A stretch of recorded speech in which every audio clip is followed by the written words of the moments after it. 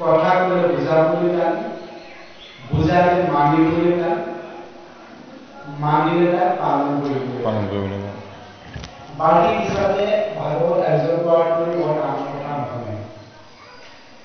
অজামিলৰ নিচিনাকে যদি আপোনালোকৰ ল'ৰা ছোৱালীৰ নাম নাৰায়ণ কৃষ্ণ দিব নোৱাৰে নহয়নে, যুগটো বেলেগ, কাশ্যপ দিব লাগিব, বেদান্ত দিব লাগিব।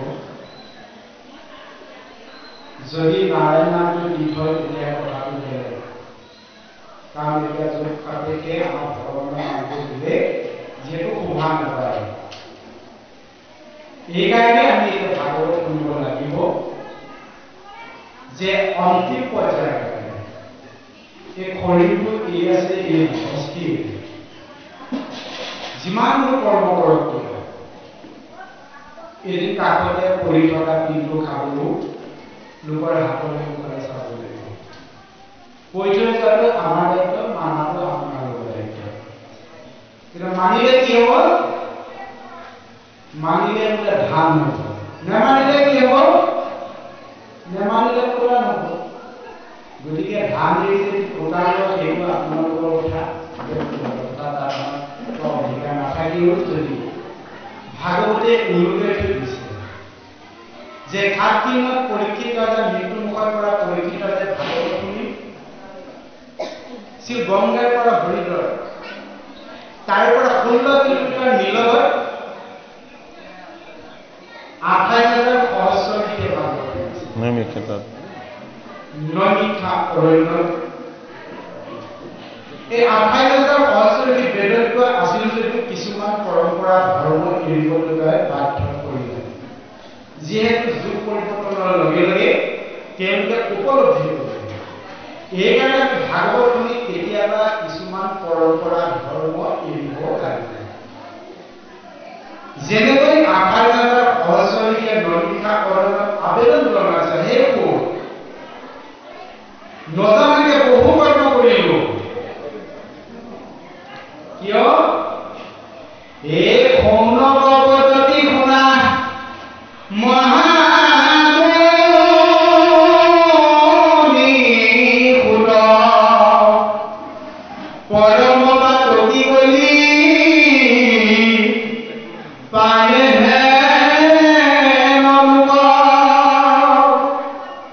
আৰম্ভিল যজ্ঞ আকি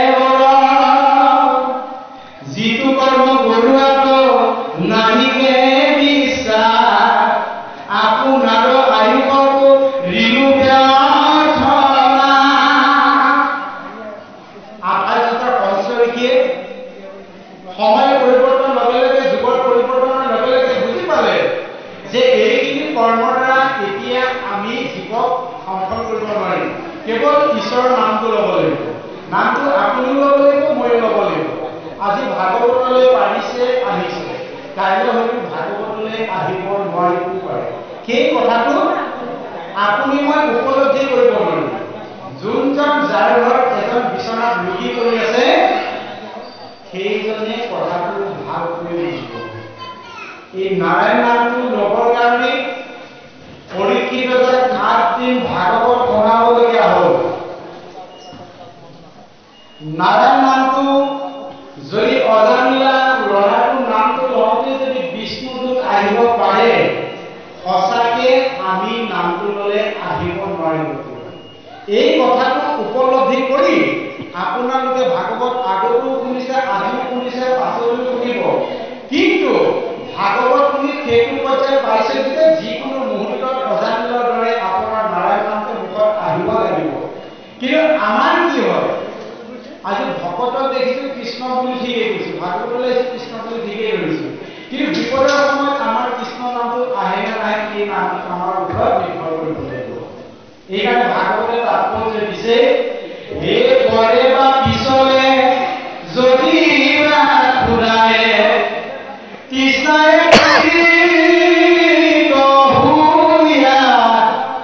নম কৃষ্ণ বুলি ডাকি উচ্চ কৰি মাধৱ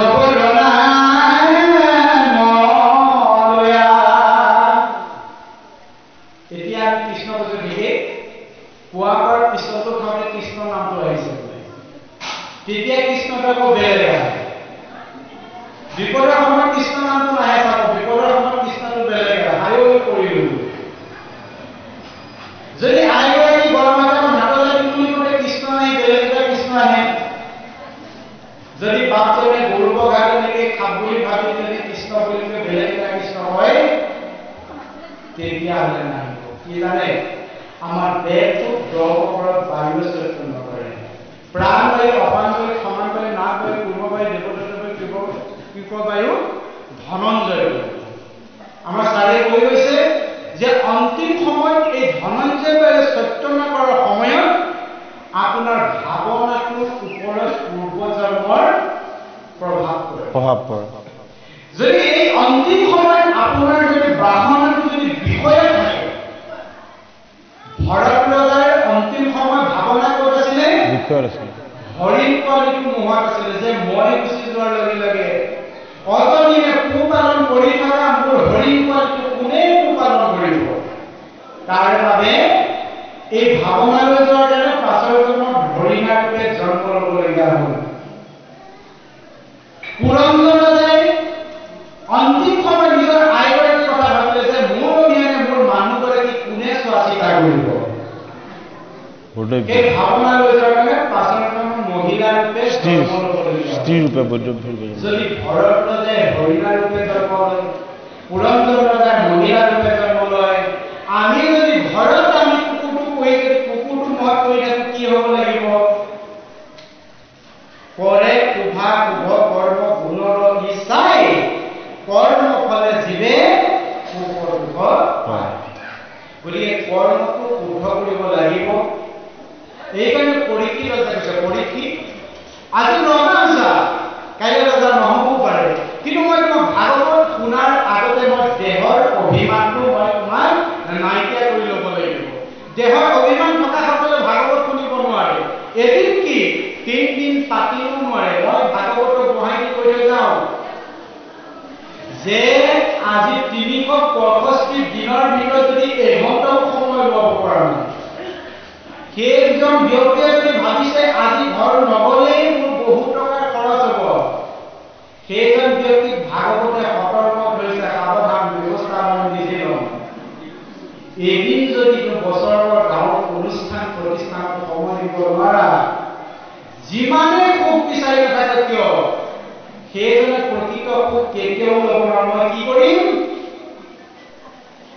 এই দুখ দূৰ যাইবে সুখ হৰিব বুলি মনে কৰ্ম আৰম্ভ কৰে মহামূঢ়জনে দুখকেহে মিলে সুখ নাহিকে কিঞ্চিত দেখিলা কৰ্মফল কিনো বিপৰীত কৰ্মফল যোন হ'বলৈ আছে তেওঁ ব্যৱস্থাটো কি কৰে আপোনাৰ মৃত্যু বুলি জানিবা ধন মিলে আকি নানা পীড়া এহিকে কাৰণ আজিকালি মানুহৰ কি বেমাৰ ব্যাধি বেছি যিমান টকা পইচা হ'লেও মানুহক নালাগে কিন্তু ঈশ্বৰক এদিনো সময় দিব নোৱাৰে গতিকে এই ধন মানে প্ৰকৃত সুখ মানুহক আনি দিব নোৱাৰে সময় কম মই সৰজনী কৈছোঁ কথাকেইটা তাৰ বাবে আপোনালোকক ক'ব কিন্তু মই আপোনালোকক এই নাৰায়ণ নামটোৰ কাৰণে কেনেকৈ ল'ব লাগে যে এই দেহৰ অভিমানটো থকালৈকে আপুনি কেতিয়াও ঈশ্বৰৰ ওচৰলৈ যাব নোৱাৰে এই কথাটো পৰীক্ষিত যায় তিনিটা অৰ্থটা বুজাই দিছে যে পৰীক্ষিত তুমি এই কাৰণে ভাগৱত শুনিব লাগিব কিয় জানা বোলে কিয় এই শৰীৰৰ অৰ্থে কৰ্ম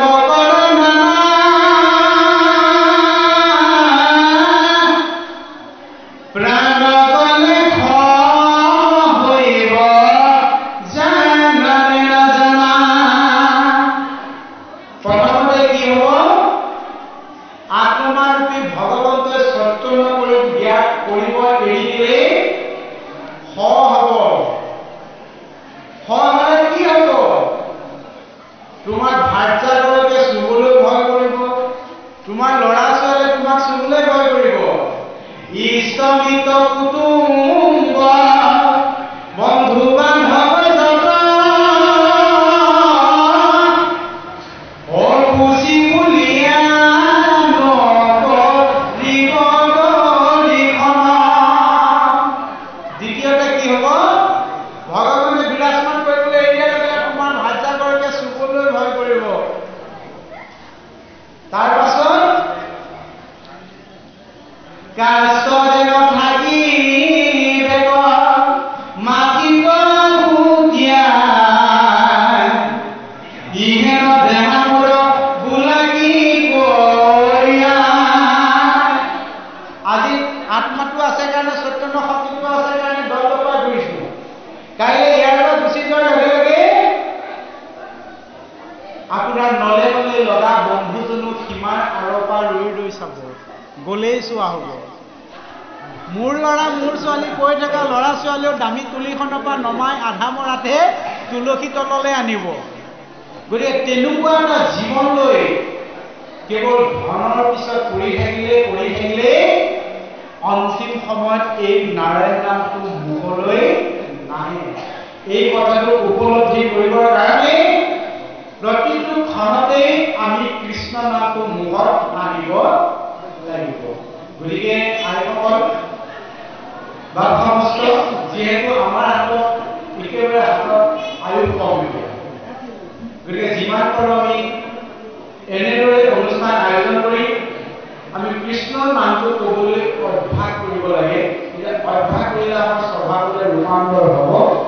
আৰু যিহেতু সময় এটা নিৰ্ধাৰিত আমাৰ আয়োজন কৰি দিছে, মই ইমানতে সামৰি মাৰিছোঁ। আমাৰ ছাৰে ক'ব, আপুনি কৈছিল যে ছাৰ অহাৰ ওচৰত আমি কথা কোৱাৰ পিছতে একেবাৰে নাথাকি আগতে আপোনালোকৰ আশাৰে আমি সন্তেক সময়ৰ পাছতে আপোনালোকক ক'বলৈ নিৰ্দিষ্ট এটা জেগালৈ যাব লাগিব। গতিকে আমি ইমানতে সামৰিছোঁ। এই শ্ৰৱণ কীৰ্তন এই হাত শুনিয় ঐকে প্ৰকাশী নাম হেন জানি শুনা সদা ভাগৱত যাৰ বৈকুণ্ঠ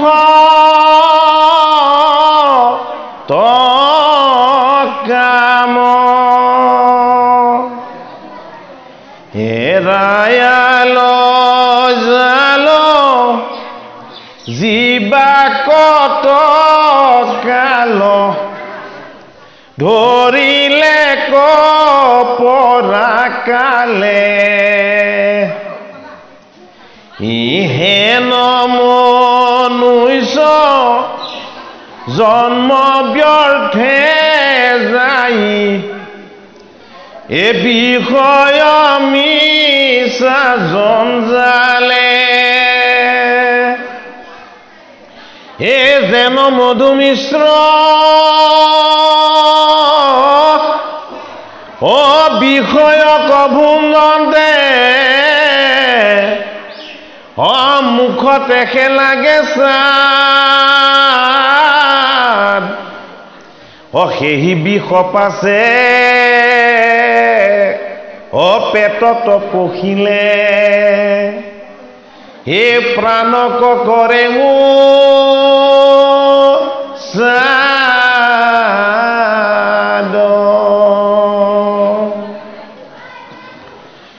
সেই মতে ইটো পাতে কৰন্তে হে মনে মানে সুখ হে পৰলোকে গলে হে ভুঞ্জি সেই পাপে হে দুৰন্ত জাত না দুখ এ ঘূৰ কলি যুগ পাপে হে প্ৰচুৰ হে পুণ্যৰ নাহি সংসাৰ ও দেখা বিমৰিষি এ কৰিলে ককলি ও সকলোকে একাকাৰ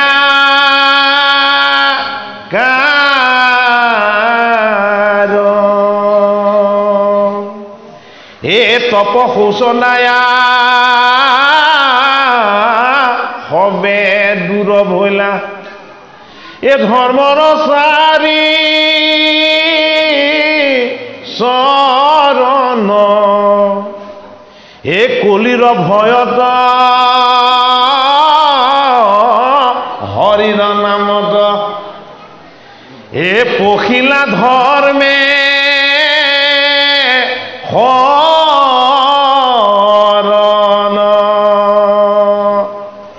ও নিশ্চয় জানিবা ও ধৰ্ম খেদায়া ও ধৰ্মে জুৰিলা ৰাজ এ পাপ সাগৰত এ তল গৈ আহিলা ও আৰু আন চিন্তা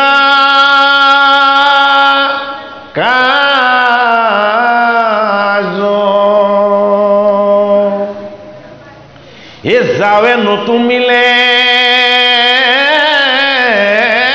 মৰণ শৰণ এ সতৰে লৈও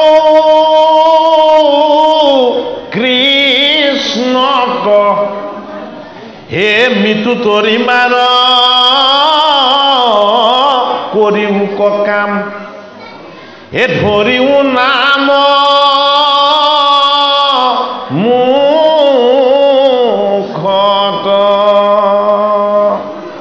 ও নাৰদে কহন্ত ও মুহুৰ জীৱন ও হৰিৰে নামে সম্পত্তি ও নাই নাই নাই ও হৰি নাম বিনে ও কলিত কাহা ৰোগতি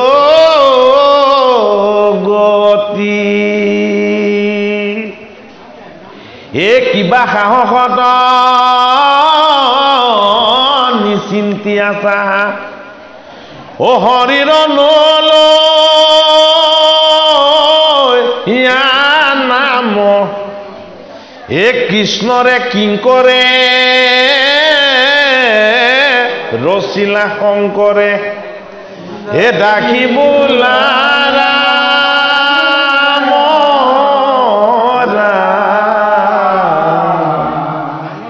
হৰি ৰাম ৰাম। ভাগৱত শাস্ত্ৰত প্ৰতিটো কথাই এফালে তত্ত্বটো আৰু অন্যফালে তাৰ প্ৰয়োগ দিশটো আৰু এই প্ৰয়োগৰ পৰা পাব পৰা তাৰ যি ক্ৰিয়াত্মক লাভ আৰু লোকচান এই গোটেইখিনি কথা পৰীক্ষা নিৰীক্ষা কৰি দেখুৱাইছে। সেইটো কাৰণে ভাগৱত ঈশ্বৰ কৃষ্ণৰ এক শাস্ত্ৰই নহয়। ভা মানে কি? ভা মানে যি পোহৰ দিয়ে, যি পোহৰ দিয়ে। ভা মানে কি? ভা মানে জ্যোতি, পোহৰ। ভা মানে কি? যি পোহৰত আনন্দ সদায় বিৰাজমান হৈ থাকে, সেই আনন্দময় পোহৰ। গ এই পোহৰৰ জ্ঞান আৰু তাৰ গতি। শিশুবিলাকে জন্ম হৈ প্ৰথম পিৰিপাকে কি চাই বাৰু? মাক দেউতাক ইষ্ট মিত্ৰ একো নাচায়, ভেণ্টিলেটৰবিলাকলৈ চাই থাকে। চাবচোন, হয়নে নহয়? আৰু টৰ্চ মাৰি দিলে সেইটোৰ লগত খুব খেলা কৰে শিশুৱে। অৰ্থাৎ এই শিশুটি দেৱশিশুৰ ৰূপত আহিছে, হয়। সি ক'ৰ পৰা আহিছে? সি পোহৰৰ পৰা আহিছে, পৰম ঈশ্বৰৰ পৰা আহিছে, পৰম প্ৰভুৰ পৰা আহিছে, হয়নে? জীৱ ঈশ্বৰৰ অংশ। সেইটো কাৰণে সি য'ৰ পৰা আহে সি প্ৰথমতে তাৰ ৰূপটো চাব বিচাৰে সেইটো কাৰণে আমাক কি চাবলৈ কৈছে ভাৱ পোহৰ জ্ঞান জ্যোতি ঈশ্বৰ সেইটো কাৰণে ভা কেৱল সেই বৰ্ণটোতে কি জড়িত হৈ আছে পোহৰ জ্যোতি জ্ঞান আৰু ঈশ্বৰ এই গোটেইটোক একেলগে কি বুলি কোৱা হৈছে ভা গ শব্দই জ্ঞান গ শব্দই গতি গ শব্দই গুৰুৰ তত্ত্ব জ্ঞান গতি আৰু গুৰু এই গোটেইকেইটা তত্ত্বক প্ৰতিপালন কৰিছে কিহে গয় আৰু ও শব্দই কি কৈছে ও শব্দই কৈছে এটাইতকৈ ডাঙৰ এটাইতকৈ ব্যাপক আটাইতকৈ শ্ৰেষ্ঠ আৰু সৰ্বশক্তিমান ভা গ আৰু ত শব্দই কি কৈছে যে ই যদি তাৰণ নকৰে বেলেগ উপায় নাই তুমি যদিও জীৱ হৈ আহিলা তোমাক এই বস্তু উদ্ধাৰ কৰি দিবই সেইটো কাৰণে ভৱতৰণৰ যিটো উপায় কি উপায় ভাগৱত অৰ্থাৎ চাৰিটা বৰ্ণত চাৰিটা তত্ত্ব বোলে কি ঋক যুজু সাম অথৰ্ব এই চাৰিখন বেদৰ যিটো সাৰ সেয়া ভাগৱত সেইটো কাৰণে চাৰি বেদৰ ৰহস্যটোক কি বুলি কোৱা হয় শিৰুৰত্ন বুলি কোৱা হয় এই চাৰি বেদৰ ৰহস্যৰূপী শিৰুৰত্ন কি বস্তু এই অমৃতময় ভাগৱত বস্তু সেইটো কাৰণে পৰম আনন্দ ৰসময় কোটি সূৰ্য সম প্ৰকাশ হয় মহাভাগৱত নহন্ত যাবে বেকত এই অমৃতময় ভাগৱত ইয়াৰ যি শব্দগত তত্ত্বগত আমাৰ যিটো চিন্তন বা ভাৱ এই ভাগৱতক সদায় উপাসনা কৰে কোনে বেদগণে চাৰি বেদে উপাসনা কৰে ভাগৱত অনন্ত নাৰায়ণে সহস্ৰ বদনেৰে কীৰ্তন কৰে ভাগৱত চাৰি সিদ্ধই সদায় একেলগে বহি কীৰ্তন কৰে ভাগৱত দেৱঋষি নাৰদে দিব্য বীণালৈ আনন্দৰে হাঁহি হাঁহি কেৱল কীৰ্তন কৰে ভাগৱত সেইটো কাৰণে সনক সনন্দ সনাতন সনত কুমাৰ আজি সিদ্ধগণে যি কীৰ্তন কৰে সেই কীৰ্তন কৰা শাস্ত্ৰভাগেই হ'ল কি ভাগৱত শাস্ত্ৰ এই ভাগৱত শাস্ত্ৰৰ ষষ্ঠ স্কন্ধ হ'ল ভগৱন্তৰ হৃদয় ভগৱন্তৰ বক্ষ ভগৱন্তৰ বক্ষত কি ধাৰণ কৰে আমাক জনাইছে বোলে পাপী তাপী সুখী দুখী এই সমস্তবিলাককে মই মোৰ হৃদয়তে স্থান দিওঁ মই কাকো মোৰ পৰা আঁতৰত নাৰাখোঁ কিন্তু প্ৰত্যেকটো বস্তুৱেই মোৰ ওচৰ চাপে অথবা মোৰ পৰা আঁতৰি যায় আপোনালোকে কথাটো ভালকৈ বুজিবলৈ যত্ন কৰক অতি ৰহস্যময় কথা এইটো ভগৱন্তই পাপী তাপী সুখী দুখী ধনী দুখীয়া সমস্ত জনকে সমানে প্ৰতিপালন কৰে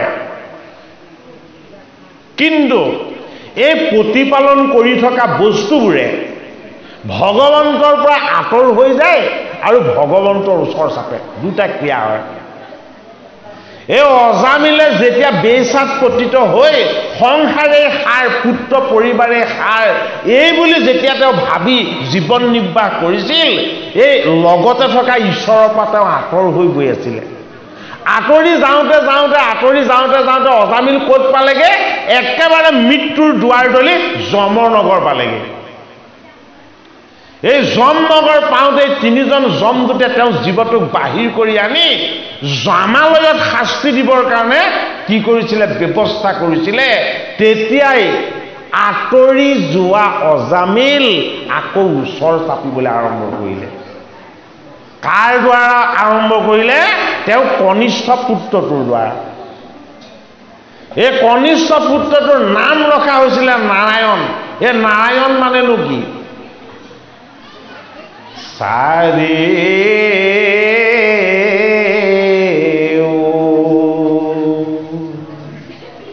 বেদৰ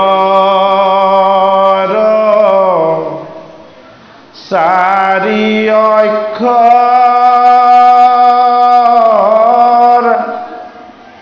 হাৰকা হিয়ানি বমা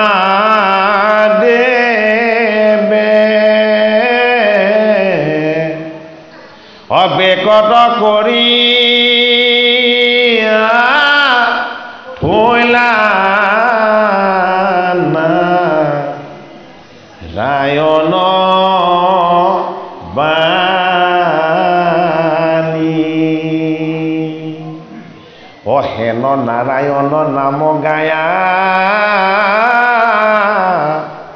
এই শুদ্ধ কৰোঁ আমি চিত্ত কায়া এ হৰিখন দোষৰ কাৰণ আনন জানি এ হৰিখন দোষৰ কাৰণ আনন জানি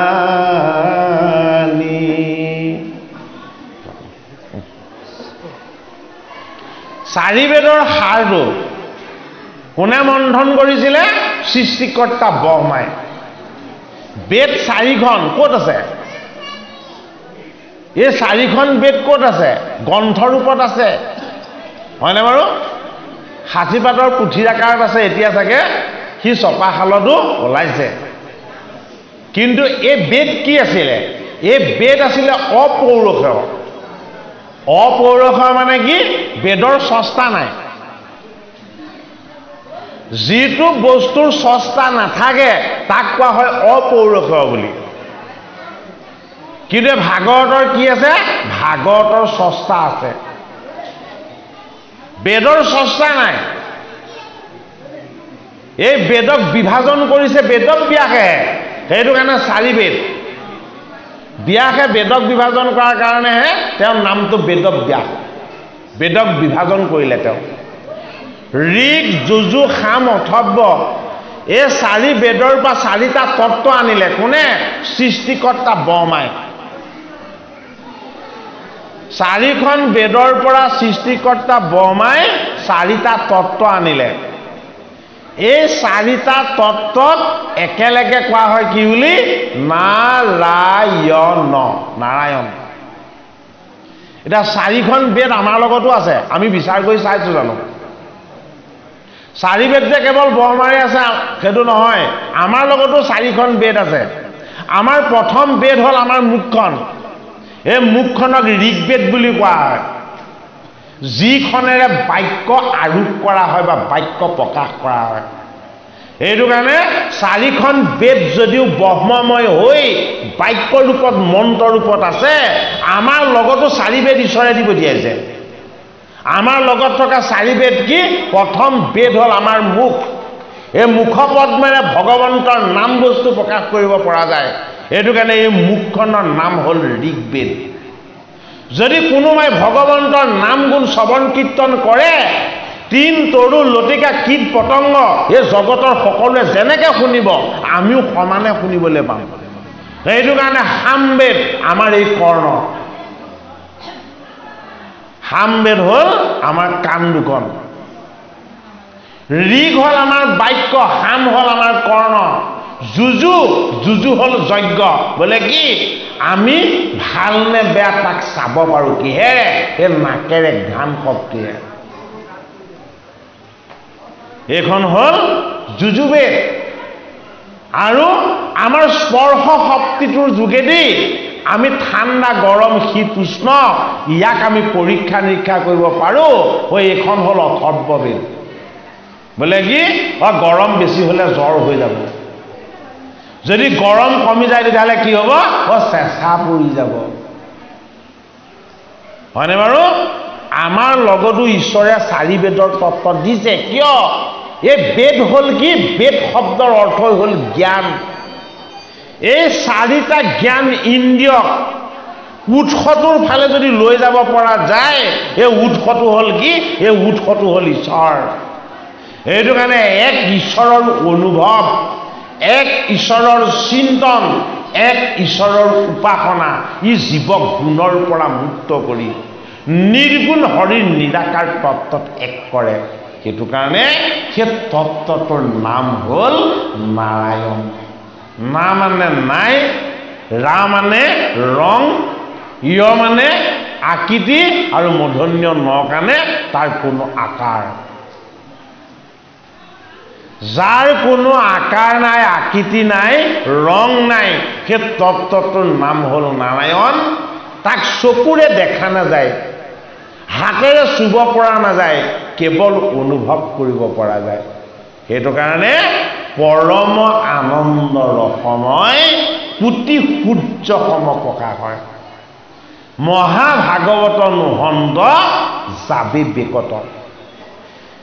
জগতগুৰু শ্ৰীমন্ত শংকৰদেৱ গুৰুজনাই ভাগৱতৰ ষষ্ঠ স্কন্ধৰ অজামিলৰ অনুশোচনাৰ পাছত কি কৰিছে? তেখেতে কবিৰ উপদেশ আগবঢ়াইছে।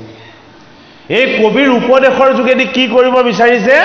ভাগৱতৰ ষষ্ঠ স্কন্ধৰ পদে আমাক কি উপদেশ দিছে, সেই উপদেশখিনি আমাক জনাই কৈছে যে সত্য যুগত ধৰ্মৰ 4 পদ অক্ষুণ্ণ আছিলে, ত্ৰেতা যুগত ধৰ্মৰ 3 পদ অক্ষুণ্ণ আছিলে, দ্বাপৰ যুগত ত্ৰেতা যুগত ধৰ্মৰ 2 পদ,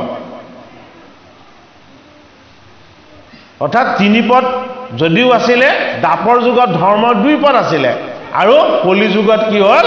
ধৰ্মৰ গোটেইকেইটা পদেই ভংগ হৈ গ'ল। কলি আৰম্ভ হোৱাৰ লগে লগে ধৰ্মৰ পদ কেনেকৈ ভংগ হৈছে আমাক তাত্ত্বিক ৰূপত দেখুৱাইছে। প্ৰথম ধৰ্মৰ পদ ভংগ কৰিছে কোনে? পাণ্ডৱৰ নাতি পৰীক্ষিতে। যি পৰীক্ষিতে ভাগৱতৰ প্ৰথম স্কন্ধত বিষৰূপী ধৰ্ম আৰু ধেনুৰূপী গাভীয়ে কথোপকথন কৰি থাকোঁতে ধৰ্মৰ পদকেইটা শুদ্ধ গোটে মৰিয়াই মৰিয়াই ভাঙি দিছিলে, আৰু সেই পদকেইটা কি কৰিছিলে? পৰীক্ষিতে জোৰা লগাই দিছিলে। পৰীক্ষিত নৃপতিয়ে সেই ধৰ্মৰ পদকেইটা জোৰা লগাই দিছিলে আৰু কলিক নিগ্ৰহ কৰিছিলে যে তই এই পাণ্ডৱৰ পুণ্যময় জন্মদ্বীপত ক'তো থাকিব নোৱাৰ। আৰু তেতিয়া কলিয়ে কি কৰিছিলে? কলিয়ে পৰীক্ষিতত শৰণ লৈছিলে। পৰীক্ষিত কি? পৰীক্ষিত বৈষ্ণৱ। কলিৰ শৰণ শুদ্ধ। কলিয়ে শৰণ ক'ত লৈছিলে? কলিয়ে শৰণ বৈষ্ণৱত লৈছিলে। এই বৈষ্ণৱত শৰণ লোৱাৰ কাৰণে কলি যুগ আটাইতকৈ শ্ৰেষ্ঠ হৈ গ'ল। কিয়? বিষ্ণু আৰু বৈষ্ণৱত যি আশ্ৰয় লয় সি আটাইতকৈ শ্ৰেষ্ঠ হয়। কলিয়ে আশ্ৰয় লৈ পেলাই পৰীক্ষিতক কি বুলি প্ৰাৰ্থনা কৰিছিলে? যে তুমি মোক জীৱন দি কি লাভ হ'ল? তুমি যদি মোক থাকিবলৈ ঠাই নিদিয়া, গতিকে তুমি মোক এতিয়া বধ কৰা। তেতিয়া পৰীক্ষিতে কি কৰিলে? তোমাক মই বধ নকৰোঁ। বোলে কিয়? মই পাণ্ডৱৰ বংশৰ ৰজা, মই যাক আশ্ৰয় দিওঁ মই তাক কেতিয়াও বধ নকৰোঁ, কিন্তু মই তোমাক ৰাজ্যৰ পৰা বাহিৰ কৰি নিদিওঁ, থাকিবলৈ অকণমান ঠাই বাছনি কৰি দিওঁ। গতিকে সেইকেইখন ঠাইলৈ ভাগৱত গীতা শ্ৰৱণ কৰা ভকত আই কেতিয়াও যাব নালাগে। ধৰ্মৰ পদ ৰক্ষা কৰিবৰ কাৰণে পৰীক্ষিত নামৰ বৈষ্ণৱজনে কলিক নিগ্ৰহ কৰি দেখুৱাইছে, আৰু কলিৰ দ্বাৰা কোন কোন ঠাইলৈ যাব নোৱাৰিব পৰীক্ষিতৰ দ্বাৰা সেই ৰাস্তাটো দেখুৱাইছে। বোলে কি? য'ত মদ্যপান হয়, য'ত সুৰাপান হয়, য'ত দুষ্ট চৰিত্ৰৰ নাৰী থাকে, য'ত সদায় তেতুন স্বভাৱ আৰু কল কাজিয়া লাগি থাকে, য'ত সোণ থাকে, এইকেইখন ঠাইত কোন থাকে? এইকেইখন ঠাইত তই কলি থাকিবি। প্ৰথমতে সোণৰ স্থান দিয়া নাছিলে। কলিয়ে আকৌ পৰীক্ষিতৰ চৰণত ধৰি কান্দিছে যে মোৰ পৰিয়ালটো ইমান ডাঙৰ, লোভ মোহ কাম ক্ৰোধ দম্ভ দেশ অহংকাৰ ঘৃণা তৃষ্ণা ভয় হিংসা পাপ তেতুন ইমানবিলাক মোৰ সদস্য পৰিয়ালত, কেৱল তুমি এই 3খন ঠাইত থাকিবলৈ দিলে কেনেকৈ হ'ব? কি কৰা? তুমি অকণমান ঠাইটো বঢ়াই দিয়া। তেতিয়া পৰীক্ষিতে ভাবি চিন্তি পালে এই সোণটো কলি থকা বস্তু, গতিকে সুবৰ্ণটো থাকিবি বুলি যেতিয়াই কলিক বৰ দি দিলে পৰীক্ষিতে পিন্ধি থকা মুকুটটো সোণৰ আছিলে বৰ সফল হৈ গ'ল কি হ'ল পৰীক্ষিতৰ শিৰত প্ৰৱেশ হৈ গ'ল তুমি মোক থাকিবলৈ ঠাই মই তোমাৰ পৰা বিচাৰিয়া আছিলোঁ চান্সটো যেতিয়া পালোঁ মই এবাৰ নেৰো বোলে কি তোমাৰ প্ৰথমতে মুকুটত সোমাম তাৰ পাছত তোমাৰ মগজুত সোমাম কি হৈ গ'ল পৰীক্ষিতে ঘৰলৈ গৈ মুকুটটো খুলি থৈ জিৰালে ফটালে আৰু ভাবিলে যে মই আকৌ ৰজাৰ আভৰণ পিন্ধি মুকুটটো পিন্ধি মই মোৰ ৰাজভঁৰালটো এবাৰ চেক কৰোঁ আনকাল পৰীক্ষিতে মুখত সদায় কৃষ্ণ নাম লৈ থাকে ককাকসকলক ধৰ্মৰাজ যুধিষ্ঠিৰ আদি ধনুৰ্ধৰ অৰ্জুন ভীম আদি এই বৈষ্ণৱসকলক তেওঁ স্মৰণ কৰি থাকে সেইদিনা কি কৰিলে মোৰ পিতামহসকলে ইমান ৰাজ্য জয় কৰিলে কিমাননো ধন ধান আনিলে এবাৰ চাওঁ কেলে শিৰত সোণৰ মুকুটত কলি মানে কাল মানে মৃত্যু মানে মায়াৰ ফালে নিয়াৰ ব্যৱস্থা সেইটো কাৰণে পৰীক্ষিতে ৰাজভঁৰালটো গৈ চালেগৈ ৰাজভঁৰালটো গৈ চাই দেখি চকু কপালত উঠি গ'ল বোলে কি যিমান সম্পত্তি আছে এই পৰীক্ষিতৰ 7 পুৰুষেও খাই শেষ কৰিব নোৱাৰে ইমান সম্পত্তি পাণ্ডৱে ঘটি দি থৈ গৈছে তেতিয়া পৰীক্ষিতে কি হ'ল কৃষ্ণক পাহৰি পেলালে কিয় পাহৰিলে ধন সোণ ইমান বেছিকে আছে যে এতিয়া আৰু কৃষ্ণক প্ৰয়োজন নাই ওলাই আহিলে আহি সিংহাসনত বহি পেলাই ভাবিছে মই এতিয়া কি কৰোঁ সদায় কৰি থকাখিনি মই আজি নকৰোঁ যিটো কোনোদিন কৰা নাই মই আজি সেইটোকে কৰোঁ বোলে কি আজি মই পহু মাৰিবলৈ যাওঁ ক'ত অৰণ্যত আজি মই মৃগয়া কৰিবলৈ যাওঁ পিঠিত এটা তোণ ল'লে এই তোণটো এটা প্ৰতীক কি ধৰ্ম আৰু অধৰ্ম ন্যায় আৰু অন্যায় সেইটো কাৰণে দুখন মিল এই তোণটোত তেওঁ কিছুমান শৰ ভৰাই ল'লে শৰ দুটা বস্তু এটা হ'ল সগুণ এটা হ'ল নিৰ্গুণ এটা হ'ল সৎ ইটো হ'ল অসৎ এটা হ'ল ঈশ্বৰৰ ফালে নিয়া এটাক ঈশ্বৰৰ পৰা আঁতৰাই নিয়া দুবিধ শৰ ল'লে এটা কি কৰিলে কান্ধত এখন ধনু ল'লে এই ধনুখন প্ৰতীক কিহৰ প্ৰতীক বৃত্তিৰ প্ৰতীক তাত গুণ লগালে এটা ৰজগুণ এটা তমগুণ ৰজগুণত ভোগ বিলাস আনন্দ ছিদ্ৰ কমিলে কোট আহি যাব ৰজগুণ আৰু তমগুণৰ ধনুখন তেওঁ কান্ধত ল'লে আৰু কি কৰিলে সাত্বিক গুণক আঁতৰাই ৰজগুণ আৰু তমগুণৰ ধনুখন যেতিয়া তেওঁ কান্ধত ল'লে 5টা ঘোঁৰাই টনা ৰথত যেতিয়া উঠি দিলে এই ৰথ হ'ল আমাৰ জীৱন ৰথ 5টা ঘোঁৰা হ'ল আমাৰ 5টা কৰ্ম ইন্দ্ৰিয় এই কৰ্ম ইন্দ্ৰিয়ই যেতিয়া আমাক ধনৰ ফালে ধানৰ ফালে মায়াৰ ফালে সংসাৰৰ ফালে আমাক যেতিয়া টানিব একোৱে বাধা দি ৰাখিব নোৱাৰে পৰীক্ষিতে কেৱল মৃগৰ সন্ধানত লাগিল গোটেই দিনটো ধনু শৰ লৈ ধনু শৰ জুৰি কেৱল মৃগ খেদাত লাগি থাকিলে একটা মৃগও বধ কৰিব নোৱাৰিলে কি হ'ল শেষত তেওঁ পিয়াহত আতুৰ হ'ল গতিকে ভোক পিয়াহ জীৱৰ লগত থাকিলেই সময়ত অন্ন আৰু সময়ত জল ল'ব লাগিবই এইটো সত্য কথা পৰীক্ষিতৰ সেইবাৰ পিয়াহ লগা নাই কি হৈছে কণ্ঠ শুকাই গৈছে বোলে তৃষ্ণা কিমান ভোগ কৰিম ইমান সম্পত্তি ৰাজভঁৰালত আছে এই অৰণ্যখনত পহুৰে ভৰি আছে অকণমান জলপান কৰি মই আকৌ মৃগ বধ কৰাত লাগি যাম পৰীক্ষিতৰ মনটো কলিৰ ফালে ঢাল খালে কলিৰ ফালে ঢাল খোৱা মনটোক এতিয়া ঈশ্বৰৰ ফালে আনিব লাগিব কেনেকৈ আনিব পৰীক্ষিত হ'ল বিষ্ণু ভক্তৰ ৰজা ঈশ্বৰে এটা কাম কৰিলে বোলে কি তোমাক জল বিচাৰি সমীক ঋষিৰ আশ্ৰমলৈ নিওঁ এই সমীক ঋষিৰ আশ্ৰমত সমীক সাধনাত আছে সাধনাত থকা ঋষিক দেখিলে তোমাৰো ঈশ্বৰ সাধনালৈ মনত পৰিব কিন্তু পৰীক্ষিতৰ মনত নপৰিল বোলে কিয় শিৰত যে কলি বহি আছে পৰীক্ষিতে ঋষিজনক তপস্যা কৰি থকা দেখি কি বুলি ভাবিলে, মই হলো ক্ষত্ৰিয়, তুমি হলা বামন, সেইটো কাৰণে মোক দেখি নেদেখাৰ ভাও ধৰিছা। তুমি সাধনময় আৰু মই সংসাৰী, সেইটো কাৰণে তুমি মোক কি কৰিছা, তুমি মোক ভেদ দেখিছা। বাক্যই বেয়া ৰূপ ললে। তপস্যা কৰি থকা ঋষিজনে নিৰ্বাণত স্থিত হৈ আত্মা ঈশ্বৰত এক হৈ আনন্দত ৰমণ হৈ আছে, আৰু পৰীক্ষিতে সেই ঋষিজনক কটু বাক্য প্ৰয়োগ কৰি গালি পাৰি আছে। বাক্য ব্ৰহ্মময় শক্তি। বেয়া বাক্যৰ দ্বাৰা পৰীক্ষিতৰ কায়িক দেহটো অশুদ্ধ হ'ল, পৰীক্ষিতৰ মন অশুদ্ধ হ'ল, আৰু পৰীক্ষিতৰ পাপ অৰ্জন হ'ল।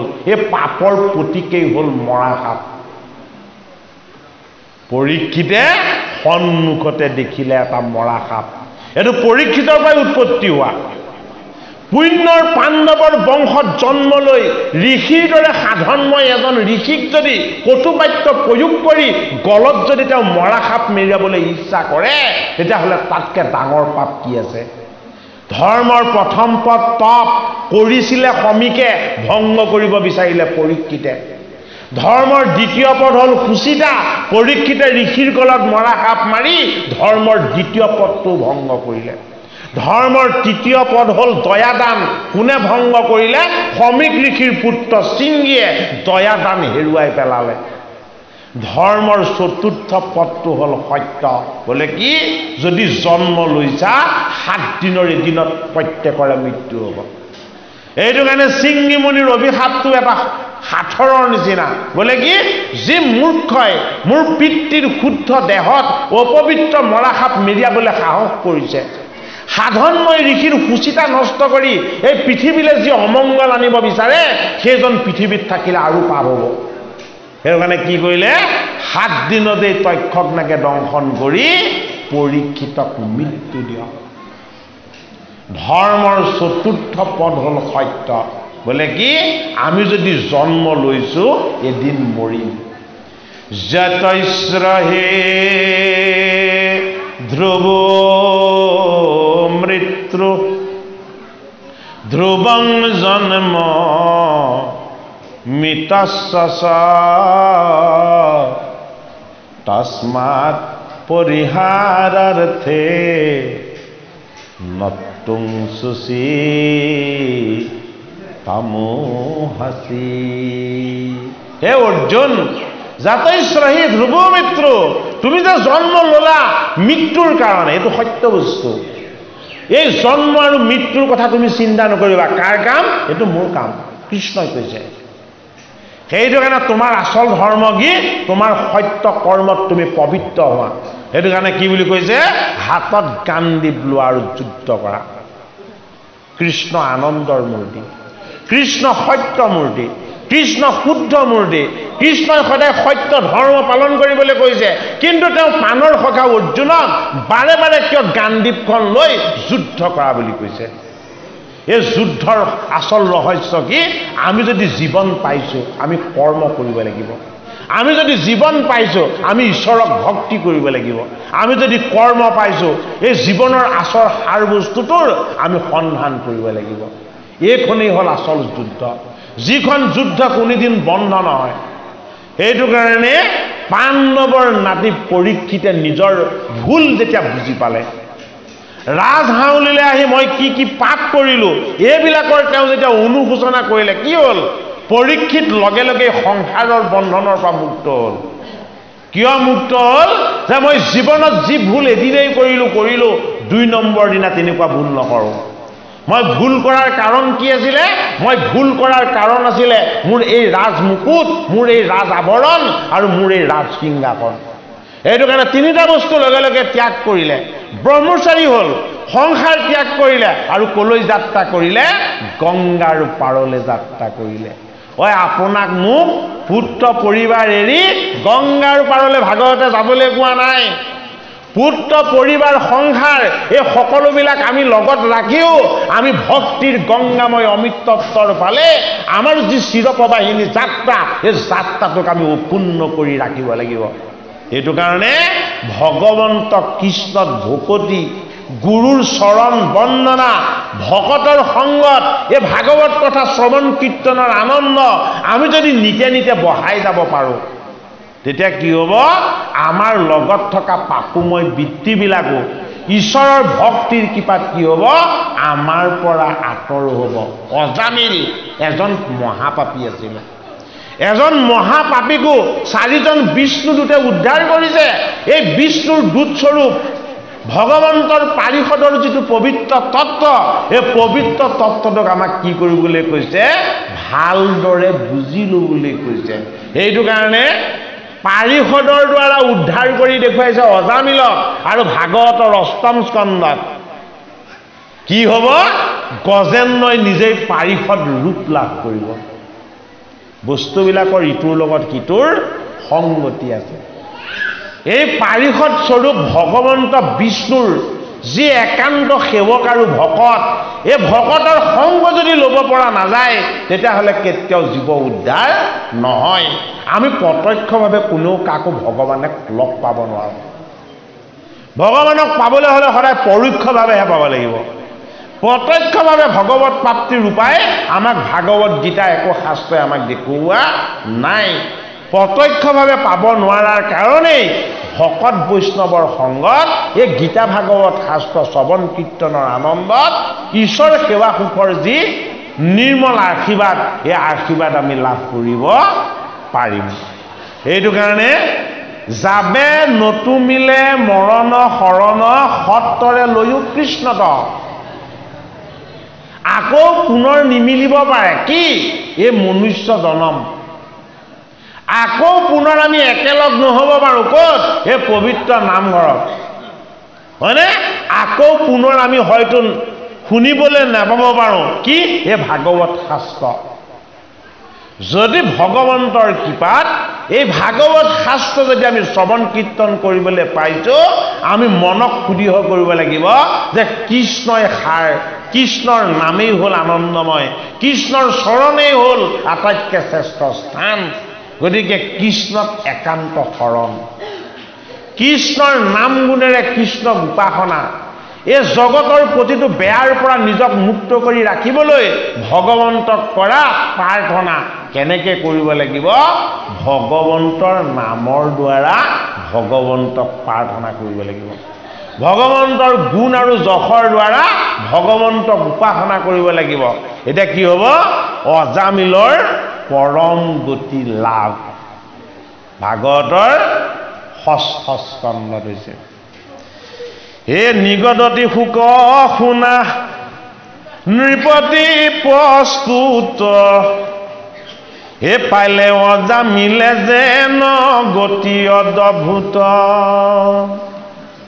অচাদি সিদ্ধ সংগে খনে কতে ভৈল কুদি অ কৃষ্ণ চৰণ ততাৰ প্ৰৱেশিল বুদ্ধি পৰীক্ষিত নিপতিক এতিয়া কোনে কৈছে গুৰু ভগৱান সুকে কৈছে যে তুমি মৃগহে খেদিছিলা সমীক ঋষিৰ গলত তুমি মৰা সাপে মেৰিয়াইছিলা তুমিতো হত্যা কৰা নাছিলা তুমি বহুত ডাঙৰ পাপ কৰা নাছিলা যিমান পাপেই নকৰা কিয় এতিয়া কিন্তু তুমি উদ্ধাৰ হ'বা বোলে কি এতিয়া তুমি বৈকুণ্ঠৰ পাৰিষদ স্বৰূপ এই সহস্ৰ ঋষিৰ সংগ পালা গুৰু ভগৱান শুকৰ চৰণ পালা বৈকুণ্ঠৰ কল্পতৰু তুমি ভাগৱত শাস্ত্ৰ পালা গতিকে এইবাৰ তুমি কি হ'ব এইবাৰ তুমি উদ্ধাৰ হৈ যাবা পৰীক্ষিতক কৈছে কোনে শুকদেৱে কি কাহিনীটো এই অজামিল উপাখ্যানৰ কাহিনীটো যে অতি ভগৱন্তৰ নামেই তোমাক উদ্ধাৰ কৰিব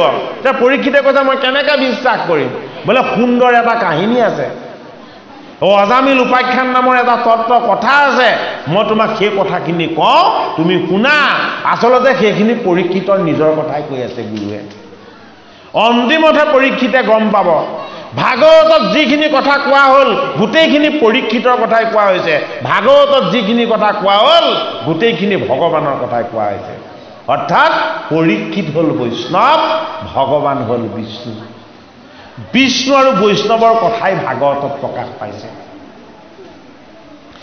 এ মনে মনে গুণী পাছে অদিজয় অজামিল কেনে হৰি নাম মোৰ মুখত আহিল মই কুলাংগাৰ পাত কিৰবাদ্য লেখা মোক কেনে চাৰি পাৰি সদে দিলে দেখা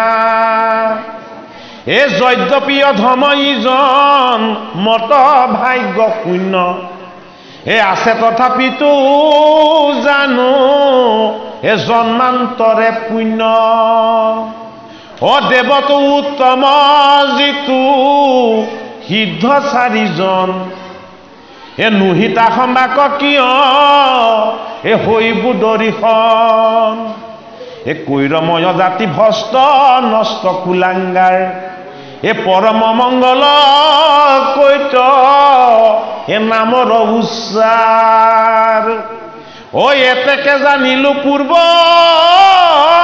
পুণ্য কিছু আছে তাতে সে আহিল চাৰি সিদ্ধ মূৰ কাছে নাৰায়ণ হেন নাম আহিল জিহ্বাত তাতে হেৰাইলো ঘূৰ কিংকৰৰ হাত যেবে মোৰ পূৰ্ব পুণ্য নাছিলে কহন্তে জিহ্বাত আহিল নাম কিহ কমৰন্তে অজামিল আচৰিত হৈছে অজামিলে কিয় আচৰিত হৈছে যে মোৰ লগত আগৰ জন্মৰ কি পুণ্য আছিলে যি পুণ্যৰ বলত মোৰ মুখলে মোৰ কণ্ঠলে ভগৱানৰ নাম আহিলে যি নাম অহাৰ কাৰণে মই চাৰিজন বৈকুণ্ঠৰ পাৰিষদক দৰ্শন পালোঁ যি চাৰিজন বৈকুণ্ঠৰ পাৰিষদক দৰ্শন পোৱাৰ কাৰণে মই এটা নতুন চেতনা লাভ কৰিলোঁ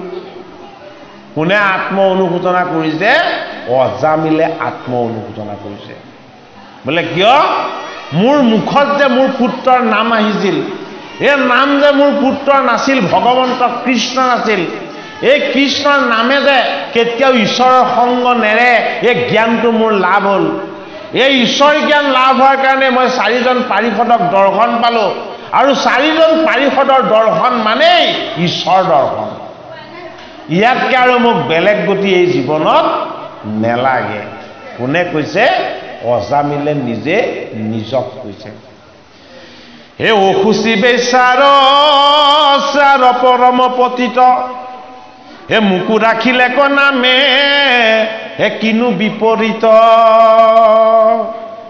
নাই ধৰ্ম সংসাৰত নামৰ সমান আজি প্ৰত্যক্ষতে পাইলো আপুনি প্ৰমাণ চামে মোক বান্ধি জম দুত তিনি প্ৰাণী নৰকত পেলাই বেয়া জুৰি নেয়তানি নাৰায়ণ নাম মাত্ৰ লৈলো দা কছাৰী এতে কতে চাৰি পাৰি সদে লৈলা কাহি চাৰি ৰূপ সন্মুখ দেখিলো প্ৰত্যেক যমৰ দুখ দুখ দিলে কনে পলাইলতে খনে তিনি দাৰুণ কিং কৰে পৰম মহিমা কিনো কৃষ্ণৰ নামৰে সাক্ষাতে শুনিলো চাৰি সিদ্ধৰ বচন নাম বিনে নাহি আৰু পাতক মোচন অধৰ্ম অৰণ্য হৰি নাম সূতাখন তোলাত অগণি যেন দহি কৰে চন সিদ্ধৰ বচনে আজি সম্পজিল বুদ্ধি আজিহে জানিলো হৰি নামে মহৌষুধি অপৰিহৰি বিষ্ঠা তুল্য যিটো বিষয়ক ফুৰিব গলত বান্ধি কৃষ্ণৰ নাম অজামিলৰ নতুন এটা জীৱন লাভ হ'ল কি হ'ল দ্বিজ হ'ল এই জমদূত তিনিজনে তেওঁ জীৱটো বাহিৰ কৰি নিছিল আকৌ ঘূৰাই আনিলে কোনে বিষ্ণুদূতে বিষ্ণুদূতৰ স্পৰ্শত জীৱ ঘূৰি আহিল জীৱটো শুদ্ধ হ'ল পবিত্ৰ হ'ল সংসাৰৰ লোভ-মোহ কামক্ৰোধ দম্ভদেহ অহংকাৰ এইবিলাকৰ প্ৰতি তেওঁ বিৰকতি জন্মিল আৰু কি হ'ল মন প্ৰাণত কেৱল কৃষ্ণৰ নাম প্ৰৱেশ হ'ল এইটো কাৰণে অজামিলে কি সিদ্ধান্ত ল'লে যে বয়স এতিয়া মৃত্যুৰ ওচৰ পালে জীৱনত আৰু বেলেগ কৰ্ম এতিয়া একো কৰিবলৈ দেহত শক্তি নাই এই জীৱনৰ অন্তিম দিনকেইটা মই কি কৰিম একান্ত চিত্তে কেৱল কৃষ্ণৰ নাম জপ কৰিম যি নাম জপ কৰে তাৰ ওচৰলৈ মৃত্যু নাহে তাৰ প্ৰমাণটো কি নাম জপ কৰিলে যে মৃত্যুটো নাহে তাৰ প্ৰমাণ কি তাৰ প্ৰমাণ হ'ল জাম্বৱন্তই গুহাৰ ভিতৰত 13 যুগৰ পৰা নাম জপ কৰিছে দাপৰ যুগৰ কৃষ্ণ অৱতাৰলৈকে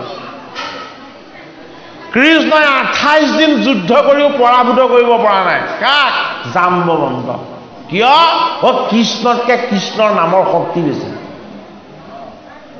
নহ'লে ভকতক ভগৱানে বলে নোৱাৰাৰ কোনো কাৰণ নাই ঈশ্বৰৰ মহিমাটো দেখাইছে যে তোমাতো কৰিয়া তজু গুণ নাম চাৰ এইটো কাৰণে 28 দিন যুদ্ধ কৰাৰ পাছতে জাম্বৱন্তৰো সম্বিত ঘূৰি আহিছে কি বুলি বোলে মোৰ ঈশ্বৰজনক সেইবাৰ চকুৰে দেখিলো আকৌ দেখা নাপায় বোলে কিয় নাপায় বোলে তেওঁ এইবাৰ নামৰ তত্ত্বত বাস কৰি আছে কোন নামৰ তত্ত্বত বাস কৰি আছে তেওঁ ঈশ্বৰ ৰাম এইজন ঈশ্বৰ নামৰ মাজত যেতিয়া প্ৰৱেশ হৈ গ'ল এইবাৰ তেওঁ আৰু কায়িক দেহৰ ৰূপলৈ নাহে সেইটো কাৰণে সাধাৰণ মনুষ্য বুলি ভাবিলে কাক ভগৱান কৃষ্ণ এই কোঠাৰ মনুষ্য গোটে মনিনে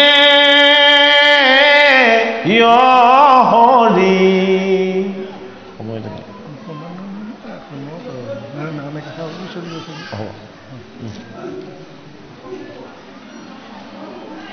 এই মনুষ্যৰ শৰীৰ পাই জাম্বৱন্তই মৃত্যুকো জয় কৰিছিলে কিহৰ দ্বাৰা ভগৱন্তৰ নাম বস্তুৰ দ্বাৰা ভাগৱত শাস্ত্ৰত ভগৱান কৃষ্ণৰ নামতকৈ শ্ৰেষ্ঠ ধৰ্ম নাই এই নাম ধৰ্মত আশ্ৰয় লোৱাৰ পাছত বেলেগ দেৱ দেৱী পূজা পাতল এইবিলাকলৈ যোৱাটো কেতিয়াও উচিত নহয় এক কৃষ্ণৰ নাম গুণ শ্ৰৱণ কীৰ্তনেই হ'ল শ্ৰেষ্ঠ বিচাৰ গতিকে আপোনাৰ খবৰ আজি অনুষ্ঠান ভাগত আমি ভগৱন্ত ঈশ্বৰ কৃষ্ণৰ অকণমান চৰণ সেৱাৰ সুযোগ পালোঁ অনুষ্ঠান ভাগ সামৰণি দিশলৈ অকণমান যাওক যেহেতু সময়ো প্ৰায় 2টা বাজিবৰ সময় হৈছে এষাৰ নামো চলাম বুলি কৈছে পাঠভাগ সামৰিলে চলাব দেই ঠিক আছে আমি অকণমান পাঠ কৰি আপোনাৰ খবৰ আজ্ঞা আৰু আশীৰ্বাদ লৈ যিহেতু বহিছিলোঁ গতিকে আপোনালোকৰ যদি আজ্ঞা হয় তেতিয়াহ'লে আমি দোহাৰি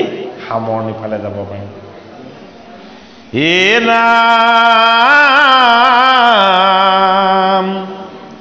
হে নাই ধৰ্ম সংসাৰত নামৰ সমান আজি প্ৰত্যক্ষতে পাইলোঁ হে আপুনি প্ৰমাণ চামে মোক বান্ধি জম দুত 3 প্ৰাণী নৰকত পেলাই বেয়া জুৰি নেয়তানি নাৰায়ণ নাম মাত্ৰ লৈলো ডাক চাৰি এতেকতে চাৰি পাৰি সদে লৈলে কাহি চাৰি ৰূপ সন্মুখ দেখিলো প্ৰত্যেক যমৰ দুতক দুখ দিলে কনে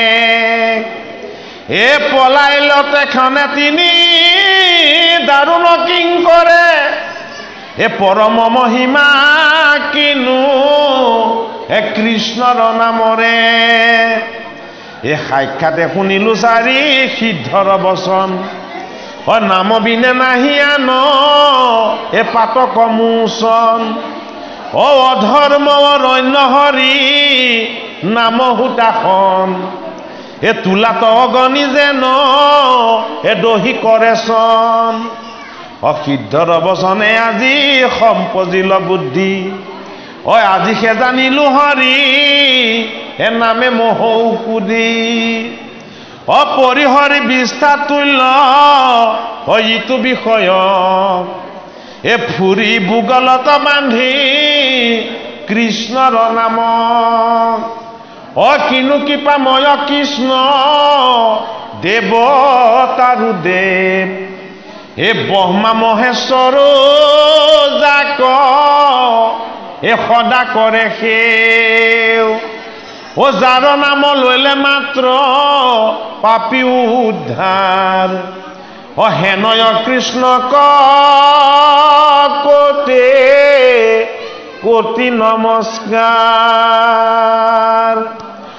কৃষ্ণ পিতা মাতা গতি হেমতি প্ৰতিপান কৃষ্ণৰ চৰণ বিনে নিশ্চিন্তু গুৱান আজি ধৰি মনে মই কৰিলো নিশ্চয় গৈলো কৃষ্ণ চৰণত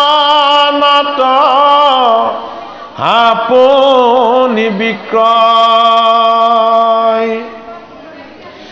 লৈলো কৃষ্ণ তই এক শৰণ সাক্ষাৎ নপাৰো পুনৰপি যেন যাতনাত কৃষ্ণ ৰেখে চৰণক চিন্তিবু চিত্তত কৃষ্ণ ৰেখে নামময়ী ৰাখিবু মুখত শুনিবু সদায়ে কৰ্ণে কৃষ্ণ ৰেখে কথা হৰি ভকতক নেত্ৰে দেখিবু সৰ্বথা হস্ত দুয়ো কৰিবু কৃষ্ণ ৰেখে কাম সদাশিৰে কৰিবু কৃষ্ণক প্ৰণাম হৰি নাম হে ৰাম ৰাম ৰাম কৃষ্ণ ৰেখে চৰণক চিন্দেব চিত্তত কৃষ্ণ ৰেখে নামময়ী ৰাখিব মুখত শুনিব সদায়ে কৰ্ণে কৃষ্ণ ৰেখে কথা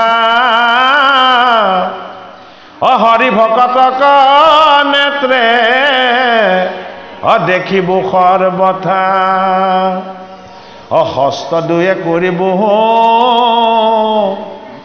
কৃষ্ণ ৰেখে কাম সদা শিৰে কৰিব কৃষ্ণক প্ৰণাম হৰি ৰাম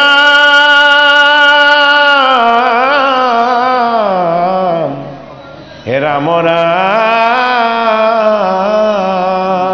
ৰাম জয় ৰাম জয় নাৰায়ণ জয় কৃষ্ণ জয় জগত গুৰু শ্ৰীমন অপৰাধ বিনাশন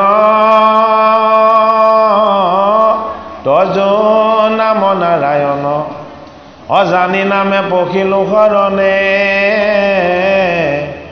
আনগতি নাহিকে মৰণে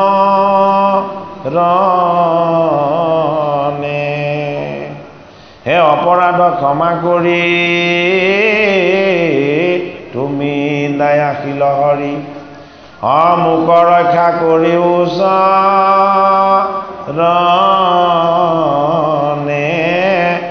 মোক ৰক্ষা কৰি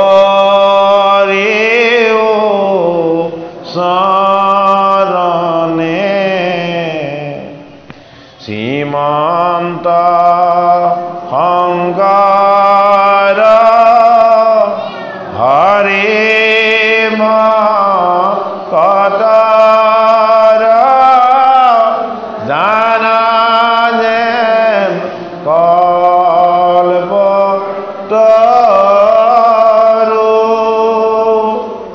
তাহান্ত বিনাই নাই নাই নাই আমাৰ পৰম গুৰু